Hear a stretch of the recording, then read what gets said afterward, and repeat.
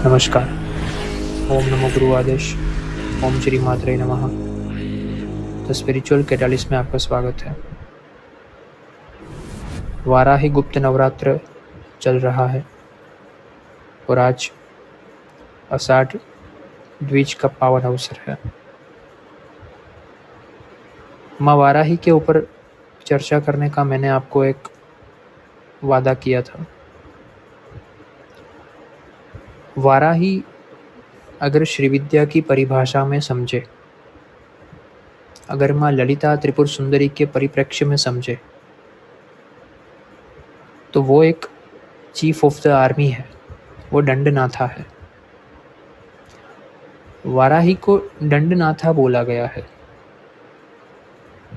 वो हाथ में ऐसे शस्त्र धारण किए हैं, वो हाथ में ऐसी ऊर्जाएं, ऐसे आयुध धारण करके बैठी है जिनका कार्य साधकों में और साधकों की आजू बाजू की ऊर्जा में अनुशासन लाने का है। वाराही महाविद्या क्यों श्री विद्या के अंतर्गत आती है, क्यों उसे माँ ललिता की प्रिय सखी सहचरी कहा गया है, उनका भी कारण है। वैसे तो वराह अवतार है भगवान विष्णु का,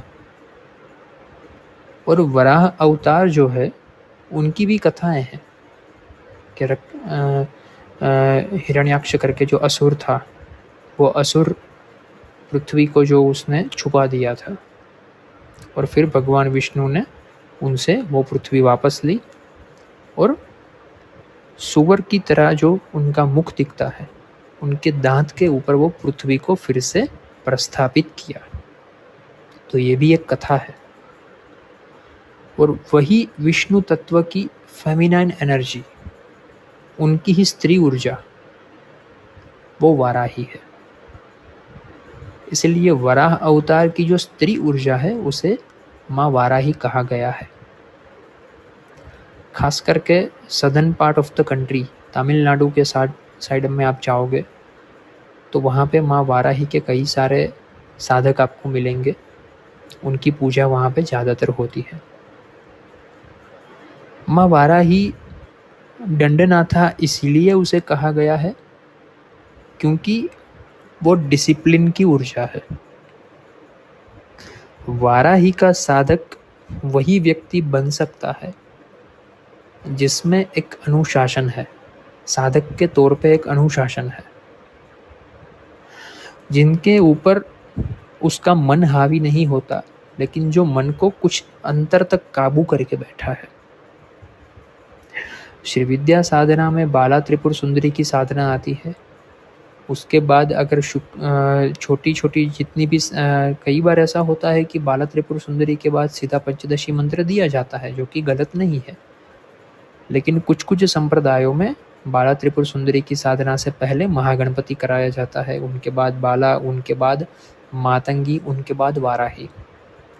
तो महागणपति, बाला और मातंगी, ये तीनों ऊर्जा जो है वो सुख, समृद्धि, यश, लक्ष्मी, वैभव, आरोग्य, मान, सम्मान, पद, प्रतिष्ठा, ये सब देने वाली ऊर्जा है।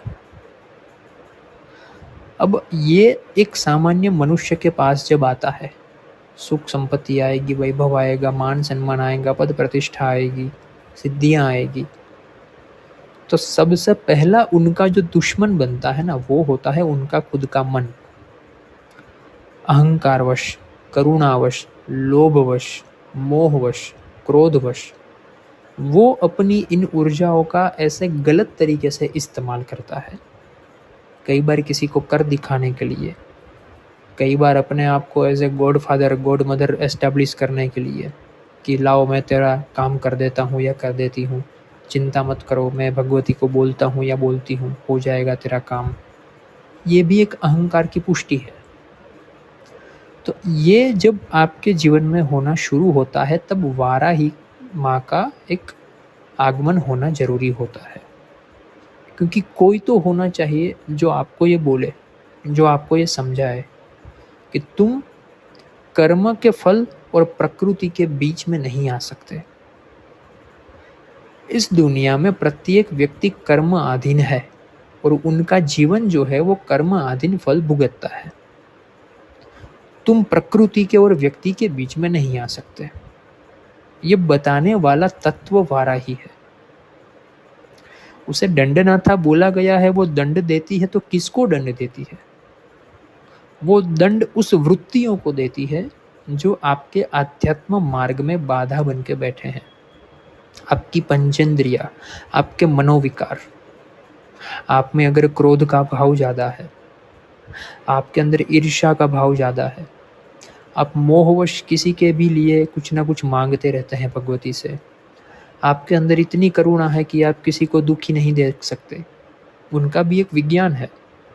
हर बार जो करुणा या दया जो है वो ज़रूरी नहीं है कि वो एक आपका सत्वगुण प्रदर्शित करता हो।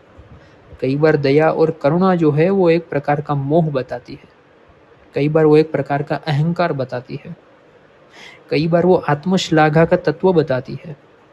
कुछ लोग दया इसलिए खाते हैं क्योंकि उसे मोह है संसार से। वो चाहते हैं कि इस संसार में कोई दुखी नहीं होना चाहिए, जो ईश्वर भी चाहता है कि कोई दुखी नहीं होना चाहिए। लेकिन फिर तो किए हुए बुरे कर्मों का क्या, दुष्कर्मों का क्या? आप किसी व्यक्ति को आज अपाहिज देखते हो, आप किसी व्यक्ति को आज लाचार देखते हो तो सहज है, हम मानव है तो हमें दया आएगी। लेकिन कई सारे दुष्कर्मों का फल वो भुगत रहा है।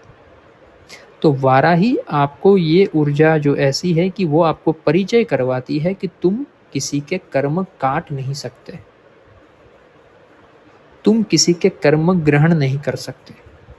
उनके लिए तुम्हारी परिपक्वता चाहिए, उनके लिए तुम्हारा एक स्थान चाहिए, तुम्हारी एक स्टेबिलिटी चाहिए। दंडनाथा इसे इसीलिए बोला गया। चीफ ऑफ द आर्मी कैसा होता है? वो ऑर्डर देता है, वो सेंटिमेंटल नहीं हो सकता। किसी आर्मी के जवान को बंदूक फोड़ते वक्त देखा है कभी कि वो सोचता है कि अरे आतंकवादी के भी बीवी बच्चे होंगे, बेचारे को कैसे मार सकता हूँ, वो भी रोएंगे? नहीं, एक फ्रैक्शन ऑफ सेकंड में वो बुलेट चला देता है। वाराही ऐसी फियर्सिंग एनर्जी है। उनका जो मुख सुअर के जैसा है, वो सुअर के जैसा मुख जो है वो एक काटने का काम करता है। वो काटेगा किसको? वो आपके मन के अंदर स्थित नेगेटिविटी को काटेगा, वो आपके मिसकंसेप्शन को काटेगा, वो आपकी मिसअंडरस्टैंडिंग को काटेगा। आपके आजू बाजू कोई ऐसे लोग हैं जो आपको साधना मार्ग में आगे बढ़ने नहीं देते। आपके आजू बाजू ऐसी कोई ऊर्जाएं हैं जो आपको बाधित करके बैठी है। कई बार प्रेत दोष होते हैं, पितृ दोष होते हैं, कुल देवी के दोष होते हैं।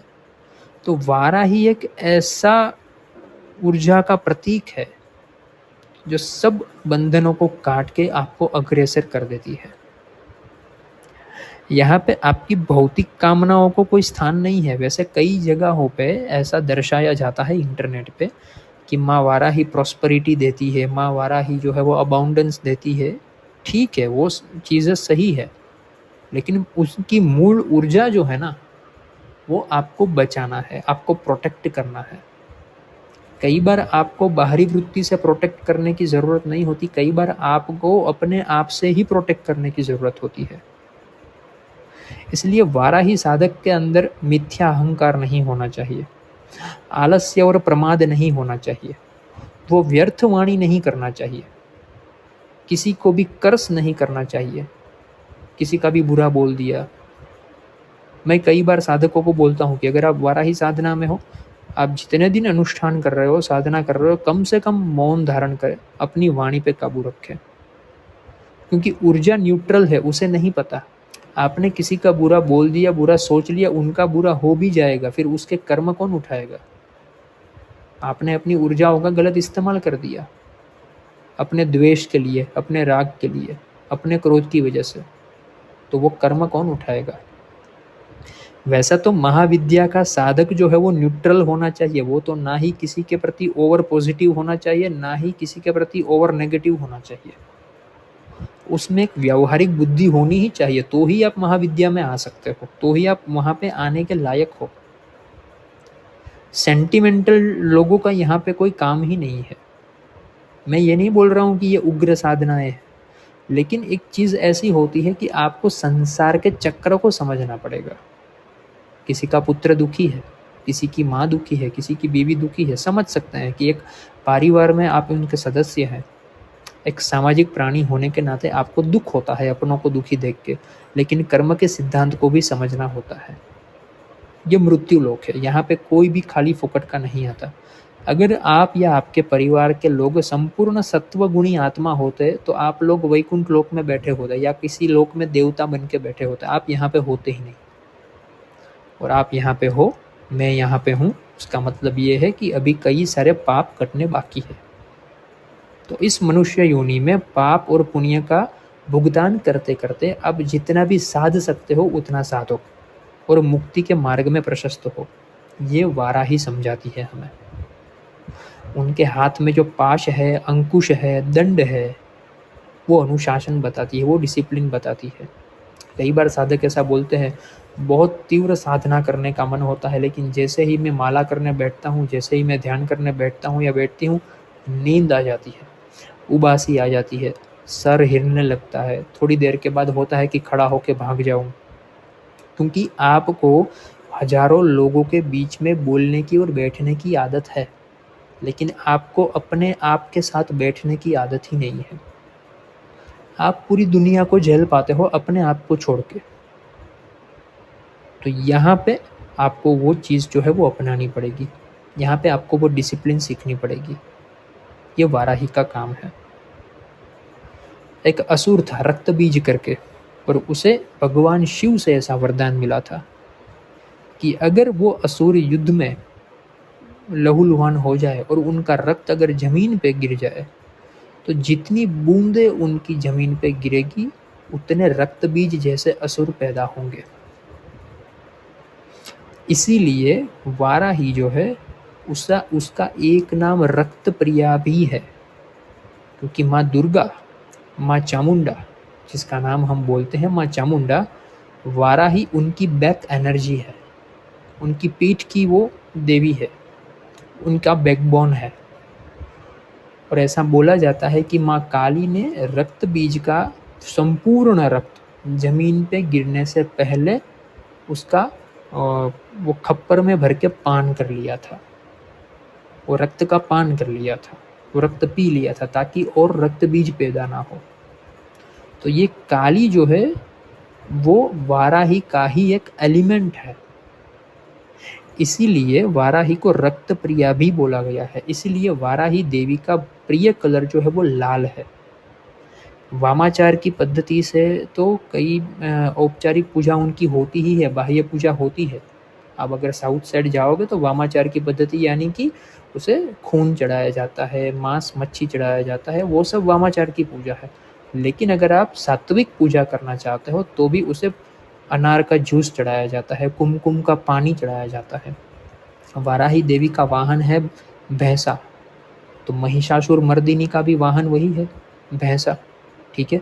और बफेलो है, उसने महिष को ही तो मारा था, उसने महिष का ही तो वध किया था। तो वाराही देवी जो है वो भैंसे पे बैठ के सवार है, इसीलिए बफेलो का दूध जो है उनसे भी उनका अभिषेक और तर्पण किया जाता है। तो ये इंटरकनेक्टेड एनर्जी है। महिषासुर मर्दिनी जिन्होंने महिष को मारा था, बफेलो को मारा था, और वही बफेलो जो है, वही महिष जो है वो वाराही देवी का वाहन बन के आगे उनका कार्य करता है। तो ये समझने की बातें हैं। आप अगर मत्स्य पुराण पढ़ोगे, मार्कंडेय पुराण पढ़ोगे, देवी पुराण पढ़ोगे तो उनकी अलग अलग कथाएं हैं। मैं चाहता हूँ कि आप लोग कथाओं में ना पढ़ें, ठीक है, आप लोगों ने कथाएं पढ़ ली, जानना जरूरी है, ठीक है, लेकिन कथाओं से ऊपर जो होता है वो होता है उनके पीछे छुपा हुआ तत्वज्ञान। और वह तत्वज्ञान यह कहता है कि जो देवी की ऊर्जा, जो देवी का मुख 2 दांतों से बना है, सुअर का मुख बना है, जिनके हाथ में पाश है, अंकुश है, दंड है, जो देवी इतनी अग्रेसिव एनर्जी है, उनको साधने के लिए आपको एक अच्छा साधक बनने पड़ेगा। कई बार ऐसा देखा जाता है कि वाराही साधना करते करते साधकों के स्पाइनल कॉर्ड में और जॉइंट्स में पेन होता है, उसका सहस्त्रार चक्र भारी हो जाता है। वो और कुछ नहीं है, वो देवी के तत्व, वो देवी की योगिनियाँ उनकी जो नेगेटिविटी है वो एब्सॉर्ब कर रहे हैं। अगर आप सही तरह से साधना कर रहे हो तो 1 दिन 2 दिन माला किया और ये सब होना शुरू हुआ तो उसका मैं कोई कंक्लूजन नहीं दे सकता। लेकिन अगर कोई सही तरीके से साधना कर रहा है माँ वाराही की, तो ऐसे सिम्पटम्स देखे जाते हैं। तो ये अगर श्री विद्या के परिप्रेक्ष्य में समझे, उनके संदर्भ में समझे, तो मातंगी से वाराही में जब आप आते हो तो वहाँ से आपका संसार भाव मिट के मुक्ति का मार्ग शुरू होता है। वहाँ से आपका सर्व संक्षोभण चक्र शुरू होता है। ये संक्षोभण की देवी है। ये आपको संसार नहीं देती, ये आपको शुद्ध भाव देती है, ये आपको विरक्ति देती है, यह आपको एक अनुशासन देती है। तो आज के लिए इतना ही। आगे अगर देवी ने मुझे प्रेरणा की तो आगे बात करेंगे। ओम नमो गुरुआदेश।